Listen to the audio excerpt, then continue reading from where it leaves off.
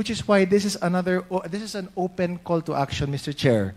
Sa lahat ng mga nanonood ng Quad Committee meetings natin, na kung may alam kayo, lalo na nakakatulong ito sa pagtingin, sa pagkuha ng katotohanan, please come forward. Kasi this is national security also at stake.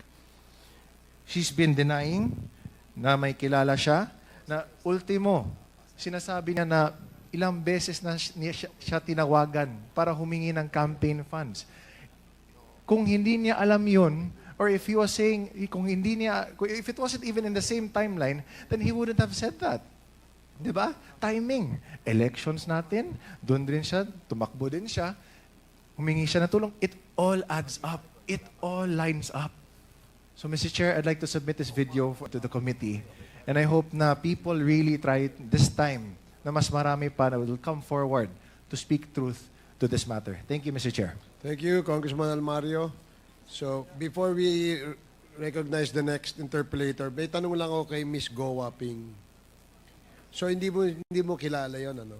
Your Honor, unfair naman po para sa akin. Hindi ko po siya kilala at never po ako humingi ng campaign fund entirely.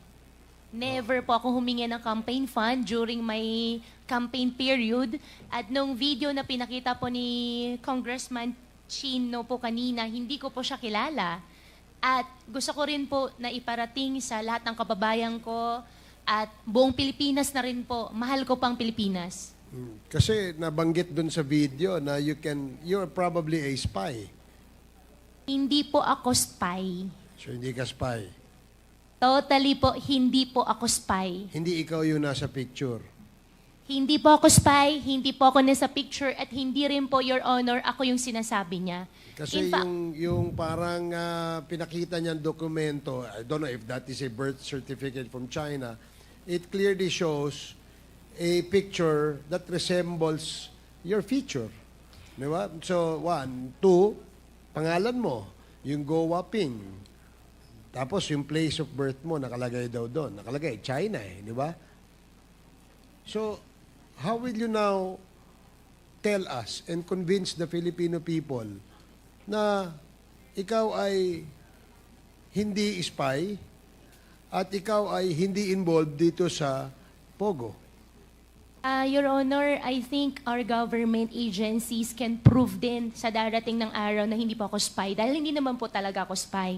Secondly, yung tao po na nasa video po kanina, I'll find way para, hindi ko po alam kung paano, pero I'll talk to my lawyer, especially the network, magdidemanda po ako. Okay, sige. Thank you. The next interpellator is Congresswoman Migs Nograles. Your